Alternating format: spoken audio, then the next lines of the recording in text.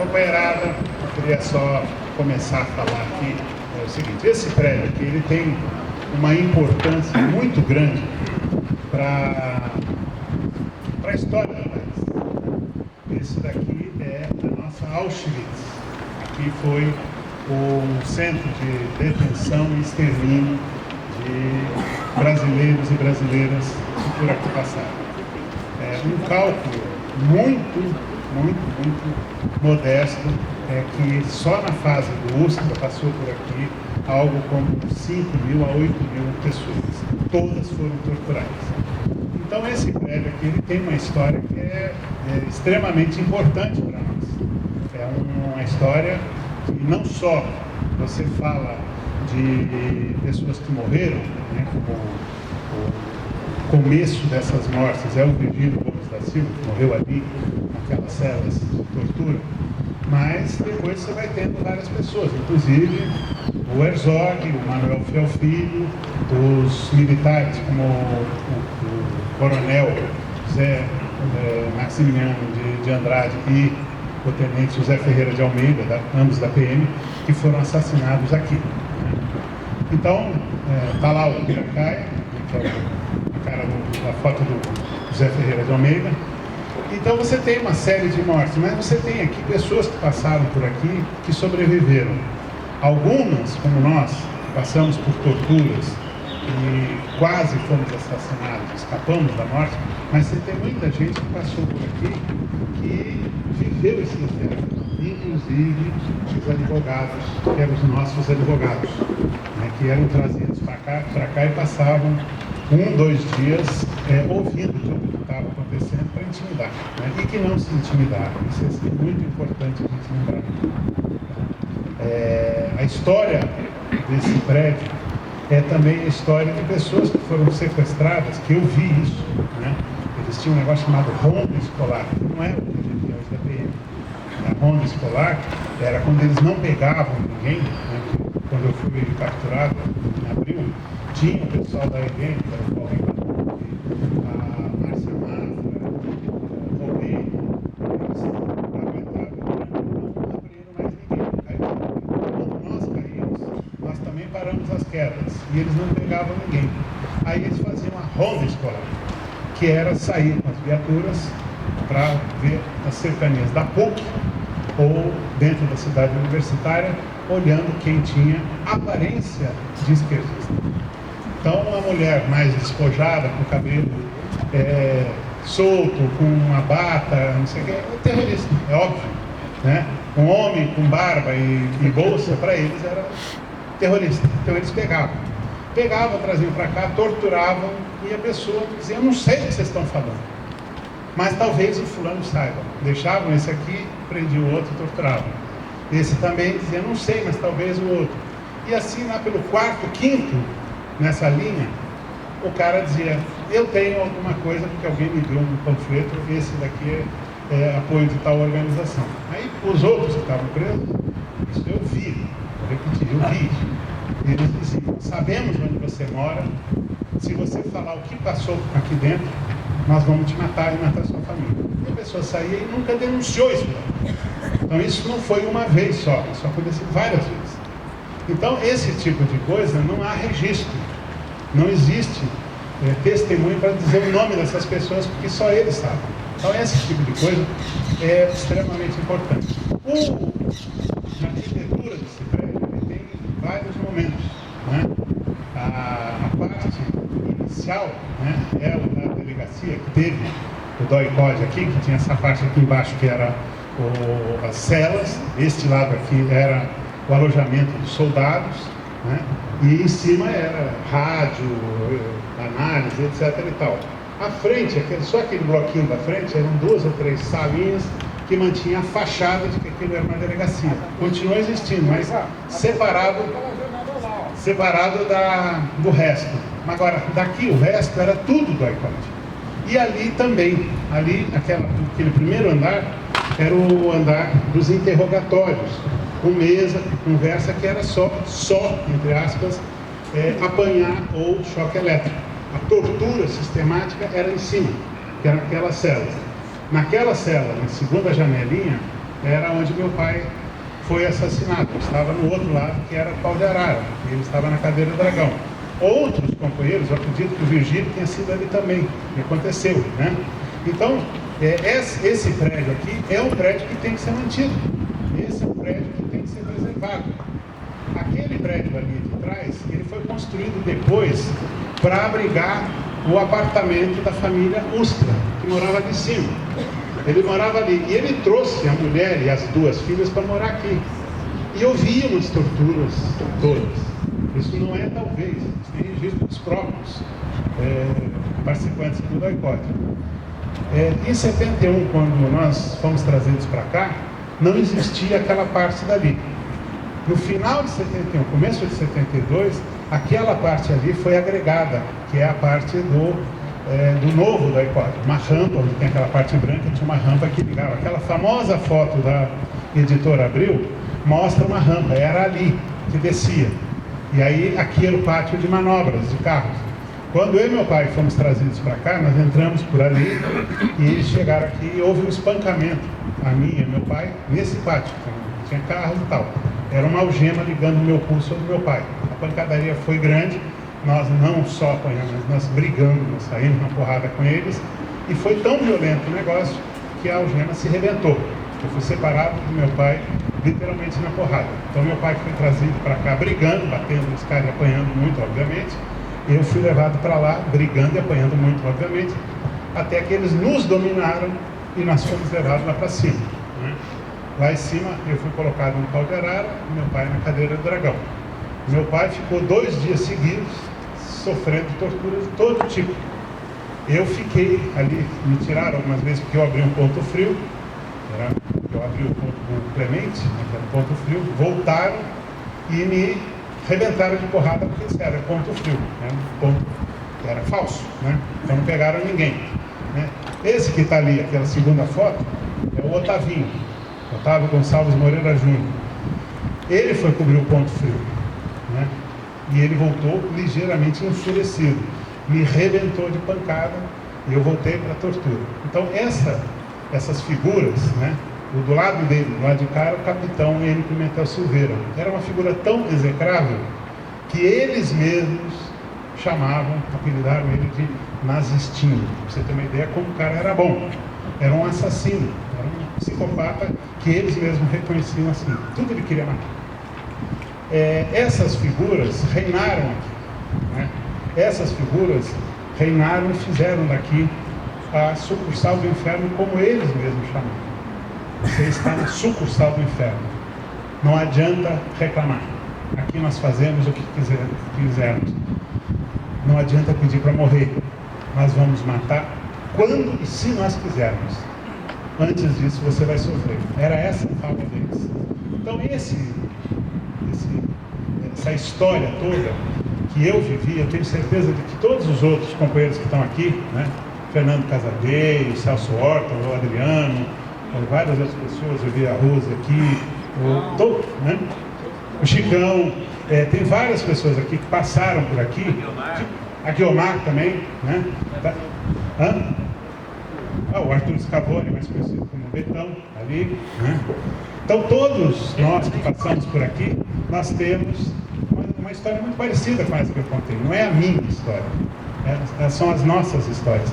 Esse prédio, ele precisa ser preservado. Esse prédio, ele tem essa história, porque, como eu estou dizendo, ele é a Auschwitz brasileira. Tem que ser preservado. Aqui está muito descaracterizado. Está muito, muito, muito descaracterizado. A sala onde acontecia as torturas, lá no final de 71, que eles fizeram um revestimento acústico e tudo mais, era junto da escada, mas isso já não existe mais. As celas onde eles prendiam e onde foi a farsa da morte do Herzog, do Manuel Fiel Filho e também do Piracaia, José Ferreira de Almeida, foi aqui atrás. Ela não existe, mas é uma salinha como qualquer outra, mas elas estavam aqui. Onde eram as celas, não existe mais celas. Existem salinhas envidraçadas, bonitas, e um jardim no meio, onde tinha aquele muro que separava as celas. Então essas coisas estão descaracterizadas, mas aquele prédio não. Aquele prédio está absolutamente preservado. por uma coisa muito peculiar, porque eles que trabalham aqui, que, vamos repetir, não tem nada a ver com essa história, tá? São pessoas que vieram depois. Essas pessoas que trabalham aqui ouvem fantasmas, que dizem que aqui tem fantasmas, que são os nossos companheiros que passaram por aqui, foram mortos aqui. Então, essa ideia de fantasma mostra que não é uma coisa do passado.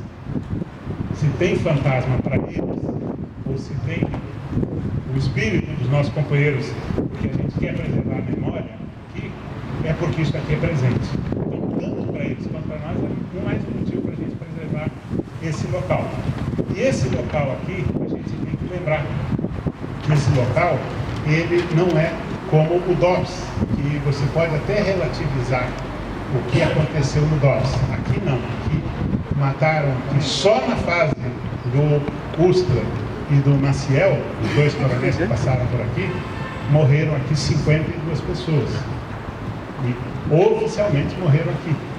Agora, outros tantos que passaram por aqui foram ser mortos em outros lugares, como na Casa da Morte em Petrópolis. Então, esse lugar a gente precisa preservar, precisa mostrar que isso existiu. Não é para fazer um festival de horrores, mas é para mostrar que aqui aconteceu. Não é uma coisa hipotética, não é figura de uma criação ficcional. Isso daqui existiu e isso daqui precisa ser mostrado para que nunca mais aconteça e que não se repita como acontece ainda hoje. Se você olhar o modus operandi do DOI-CODE e o modus operandi da PM hoje, você vê que é o mesmo. O meu pai foi torturado aqui, morto aqui. É só olhar a foto dele aqui, dá para ver como ele foi destroçado, dá para ver como o João Batista Franco Drummond foi destroçado, o Arantes foi destroçado, todos esses aqui, o Benetazo, o Arroio, Marquinhos Nonato, o crioulo José da Cunha e o Merlino, foram mortos aqui, estão destruídos, destroçados. Mas a história que contaram, qual foi? O meu pai trocou tiroteio com a polícia e foi morto ao resistir à prisão. É a mesma história que a PM conta dos jovens negros de periferia, que eles colocam o chamado kit vela, que tem dentro dos carros da rota. Kit vela é aquilo que você coloca na mão do cadáver. É um pacal de maconha ou de cocaína e uma arma. Era traficante, resistiu e morreu. A culpa é da vítima. Pior, morre a caminho do hospital que a polícia boazinha está tentando salvar. E aí não existe a reconstituição da cena do crime. Portanto, não existe um crime. E aí o que acontece? Acontece que todos os processos são arquivados. Ou pior, como aquele promotorzinho, Zagalo, recomendando melhorar a pontaria para não perder o segundo que conseguiu fugir. Matou um e não conseguiu outro. Então esse tipo de coisa é para preservar, para que nunca mais aconteça e que não se repita nos dias de hoje. Isso é muito importante.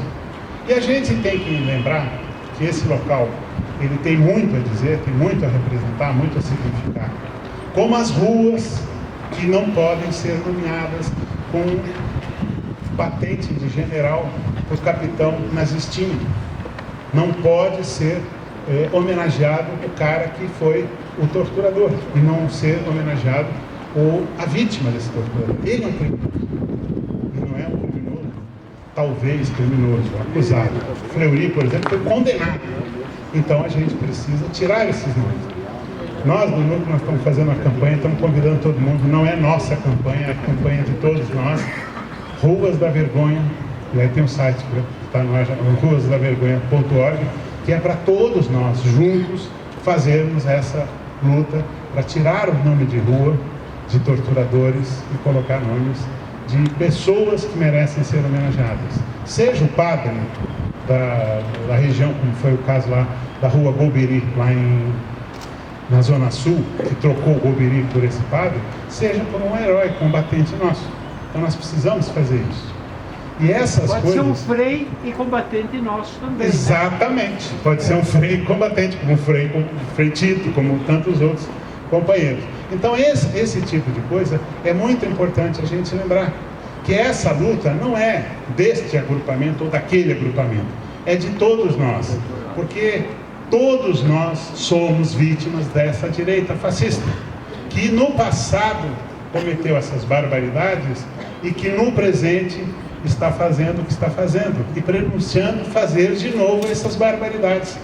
Então nós temos que parar essa gente, nós precisamos nos unir, nós precisamos, unidos, fortes, unidos, fazer isso parar. E aí um bom começo é a gente juntar para fazer um documento pedindo que esse memorial seja transformado, esse lugar seja transformado em memorial, porque foi tombado, um processo que está em meu nome, com apoio de várias organizações, o Núcleo, o Tortura Nunca Mais, Comissão de Familiares, o CONDEP, e tem mais uma quinta que eu nem lembro mais qual que é, que assinaram juntos. E a gente pede para fazer o tombamento. Foi tombado, a Débora deve estar por aqui, ela vai falar sobre isso, o que significou, e o processo foi avaliado pelo CONDEFAT e foi aprovado. Agora, precisa sair da esfera da segurança pública e ir para a cultura, para transformar isso aqui num lugar de cultura, no caso, um memorial. A reclamação das famílias que moram no bairro, que aqui vai sair a delegacia, é negociável. A delegacia aqui, ela pode ficar no outro prédio, não há problema. Mas estes dois prédios aqui nós não abrimos mão. Isso é a nossa Auschwitz. Nós precisamos mostrar que aconteceu isso. A mesma coisa serve para todas as iniciativas que a gente tem. E eu acho que a gente tem que, unidos, fortemente unidos, deixar de lado as coisas que nos separam e juntos a gente fazer uma frente para poder transformar isso aqui e cobrar punição, cobrar que a direita volte para a casinha dela e seja colocada lá no seu devido lugar, para a gente não ter de novo que voltar a reclamar de desaparecimento, de torturas e assassinatos. Onde estão nossos desaparecidos?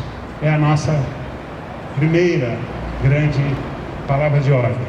Agora, juntos, nós temos que fazer esse bom combate, transformando isso aqui num memorial, tirando o nome de rua e principalmente colocando homenagens aos nossos combatentes, nossos companheiros e nossos heróis, de todos os tipos, sem distinção de partidos, que hoje nós somos a esquerda.